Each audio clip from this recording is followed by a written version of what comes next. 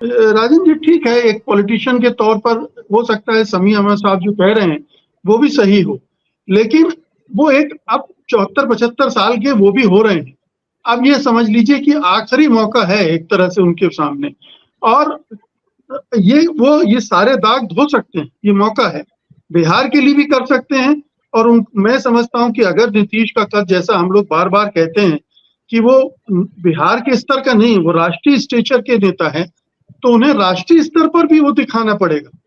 ये केवल भरोसे भर की बात नहीं है, ये बहुत सारी अपेक्षाओं की भी बात है कि आप इस समय जब देश एक बहुत ऐसे मोड़ पर खड़ा हुआ है, तो आप क्या करेंगे, आपकी भूमिका क्या होगी। क्या नीतीश जी, जैसा ओंकारेश्वर जी ने कहा कि कोई नस दबी हुई है, कोई ऐसा मामला है जिसकी वजह से वो एक छोटे मोटे एडजस्टमेंट, छोटे मोटे फायदे तक तो चले जाते हैं, उसके बाद रुक जाते हैं।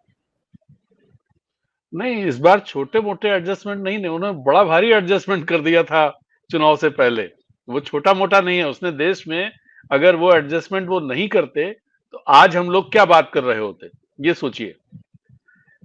मैं जिस पॉइंट पर आना चाहता हूं, नीतीश जी जरूर उसको सोच रहे होंगे। नीतीश कुमार की 12 सीटें कैसे आई, ये बड़ा सवाल है मेरे दिमाग में भी। मैं लगातार इस पर सोच उनका रहा वोट हूं कि परसेंटेज गिरा है। जी। हाँ, लेकिन 12 सीटें कैसे आई।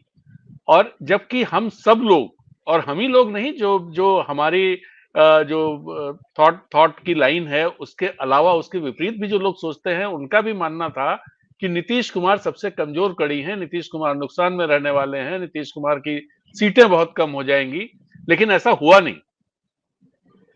और ये बात नीतीश कुमार भी सोच रहे होंगे कि जिन वजहों से ऐसा नहीं हुआ, वो वजहें आज भी खड़ी हैं नीतीश कुमार के सामने चुनौती के तौर पर। नीतीश कुमार के साथ लोग गए क्यों? क्योंकि मुझे लगता है कि जो उनका पिछला बैकग्राउंड है, बड़ी जो घटनाएं हैं, उनको छोड़ दीजिए। जाति गणना का इशू बहुत बड़ा इशू था, जिसे राष्ट्रीय स्तर पर इंडिया गठबंधन ने इशू बनाया। उन्होंने जाति गणना कराकर उसकी घोषणा की, उसके जो सामाजिक आर्थिक सर्वे था उसको भी पब्लिक किया, और उसके बाद उस पर अफर्मेटिव एक्शंस भी लिए। उन एक्शंस का भारतीय जनता पार्टी ने, जबकि वो इंडिया के जो आरक्षण का नैरेटिव था उसको काउंटर करने की भरपूर कोशिश प्रधानमंत्री मोदी कर रहे थे, अमित शाह कर रहे थे, नड्डा कर रहे थे, राजनाथ सिंह कर रहे थे, लेकिन किसी ने बिहार की इस उपलब्धि, नीतीश कुमार की इस उपलब्धि का जिक्र इस संदर्भ में नहीं किया, किसी संदर्भ में नहीं किया। जबकि वो कर सकते थे कि अगर हम आरक्षण के खिलाफ होते तो हम इस चीज कैसे, नीतीश कुमार हमारे साथ होते। नीतीश कुमार ने सबसे बड़ा काम यहां पर किया, लेकिन उन्होंने नहीं किया। और नीतीश कुमार की जो 12 सीटें आई हैं, उनमें कहीं ना कहीं इस ये जो उनका काम रहा है, इसका बड़ा योगदान है। नीतीश कुमार इस चीज को समझ रहे होंगे। ऐसे में आज वो क्या करेंगे और कैसे आगे बढ़ेंगे, आज जो कर रहे हैं वो सबके सामने है क्या कर रहे हैं। लेकिन क्या आने वाले दिनों में वो इतने मजबूत बने रह पाएंगे अपने मैंडेट के साथ धोखा करके? ये सवाल उनके दिमाग में जरूर होगा। अगर एक पत्रकार के तौर पर मैं सोच सकता हूं, तो पॉलिटिशियन के तौर पर वो जरूर सोच रहे होंगे, या उनके लोग सोच रहे होंगे।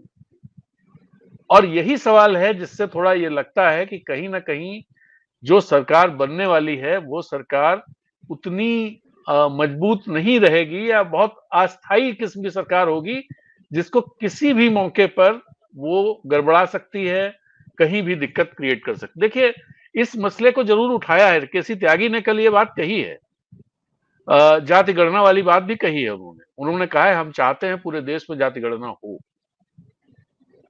और जब जाति गणना वो चाहते हैं, इसका मतलब जो उन्होंने बिहार में किया है वो चाहते हैं पूरे देश में हो। लेकिन क्या ये चीजें होंगी?